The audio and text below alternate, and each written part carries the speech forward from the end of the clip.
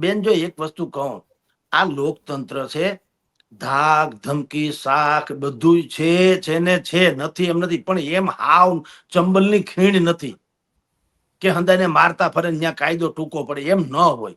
આ ગણેશ ગોંડલ પર જેલમાં ગયા હતા કે નહીં, જુનાગઢના કેસમાં જામીન ઉપર છૂટા પર ગયા કે નહીં, જો બધી જ વાતો ત્યાં કાયદોની વ્યવસ્થા કથળી ગઈ હોય અને જ્યાં ઇન્ડિયન પિનલ કોડ પૂરી થઈ જતી હોય ને ગોંડલ પિનલ કોડ લાગુ પડતી હોય તો ગણેશ ગોંડલની પર કઈ થાય નહીં ને.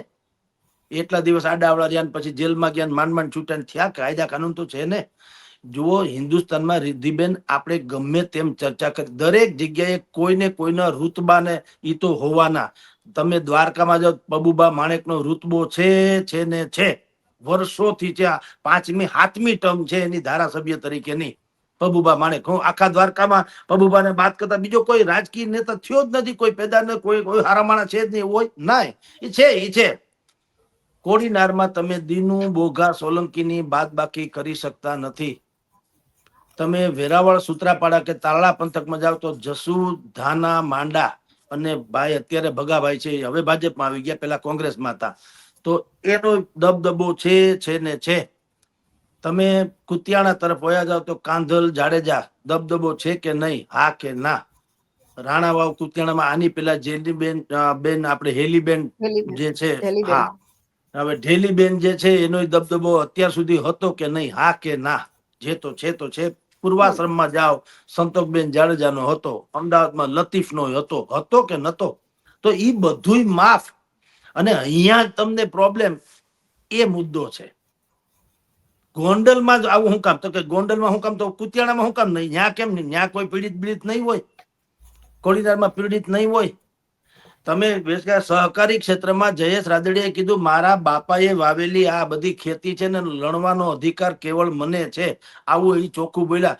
કોઈ કરતા કોઈ બીજા અન્ય પાટીદાર કે ભારતીય જનતા પાર્ટી બેમાંથી એકે કીધું કે આવું ન હાલે, ન બોલ્યા.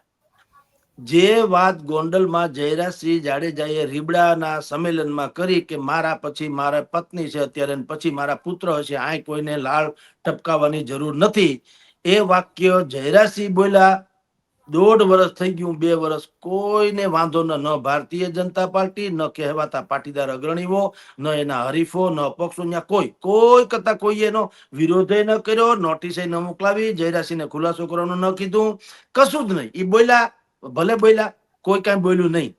પણ પછી અલ્પેશ જયરાજસિંહે કહી ઢોલરિયા દીધું છે, અલ્પેશ ઢોલરિયા બોલ્યા, એ તો પછી હવે બધું ફેર્યું. એટલે કહું છું, પછી પ્રેસ કોન્ફરન્સમાં કીધું કે ભાઈ અલ્પેશ ઢોલરિયાનું નક્કી કરવાની જરૂર નથી, તો હાઈકમાન્ડ, એ બુદ્ધિપૂર્વકનો ખેલ છે.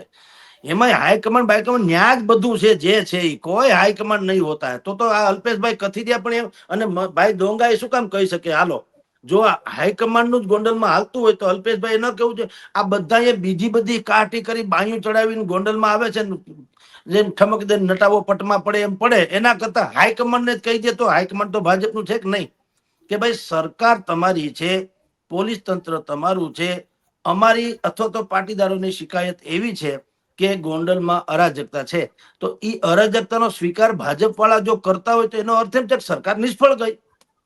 એ તો સ્વાભાવિક છે ને. અરાજકતાને અટકાવવાનું કામ કોનું? સરકારનું, બીજા કોઈનું? હવે આ તો બાયું ચડાવીને એકબીજા નીકળી જાય તો આવો ન્યાય બિહાર જેવો ન્યાય અહીંયા હોઈ શકે? ગુજરાત જેવા તથાકથિત વિકસિત રાજ્યમાં હોઈ શકે કે જયરાજસિંહ માની લો કે ગુંડાગીરી કરે તો હાલો હું બાયું ચડાવું, હવે આવી જાવ પટમાં, તો એની સામે ફલાણાભાઈ ઢીકણાભાઈ, એટલે લોકોએ પોતાની રીતે ન્યાય મેળવી લેવાનો છે. એવું છે તો આપણે એક કામ કરો, આ પોલીસ વાળાને કયો ધોતિયા પહેરીને પૂજારી બની જાય મંદિરના, અને ખોટો ખર્ચો ન કરાવડાવે પ્રજાનો. ગૃહમંત્રીને કયો ભાઈ તમે પણ છોડો, દાંડિયા રમણ મજા કરો, કારણ કે તમે કઈ ન્યાય તો અપાવી શકતા નથી. ગોંડલમાં તમે કોઈ દિવસ બિલકુલ કાયદાનું શાસન સ્થાપિત કરી શકતા ન હોય, ધારો કે એવી શિકાયત મોટા ભાગના લોકોની હોય, તો ગૃહમંત્રીથી માંડીને ગોંડલની પોલીસ સુધીને બધાએ ધોતિયા પહેરી લેવા જોઈએ, પૂજારી થઈ જવું જોઈએ. કારણ કે પગાર ખોટો શું કામ ખાવો, એમ મારું કહેવાનું છે. તમારે પગારે લેવો અમારા ટેક્સમાંથી, દંડિકા લઈને બીજા બધા જે કાંઈ કામ કરતા હોય કરવું, જનતાનું કામ ન કરવું, એના પાછા ઠેકેદાર, એના પોલીસના વડા, એટલે કે જે તે પોલીસના ઇન્સ્પેક્ટર હોય, એનાથી જિલ્લા પોલીસ વડા હોય, એનાથી વળી પાછા રાજ્ય કક્ષાના હોય, આ બધાનો ભાર આપણે વેંઢારવો શું કામ? જો તમે કાયદો સ્થાપિત કરો, કારણ કે એ નથી સ્થાપિત કરી શકતા, એ પાછો બીજાનો પ્રશ્ન નથી. કોંગ્રેસે આક્ષેપ નથી કર્યો કે આમ આદમીએ નથી કર્યો. ભારતીય જનતા પાર્ટીના જ નેતાઓ કહે છે કે ગોંડલમાં ગુંડાગીરી છે. તો ગુંડાગીરી છે એનો અર્થ એમ છે કે સરકાર જે છે એ નિષ્ફળ ગઈ છે. એનો ગુજરાતી એ શું, સીધે સીધી વાત.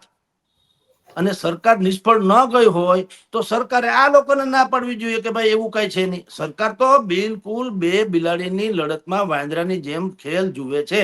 અંતે આખે રોટલો ઈ જ ખાઈ જવાના.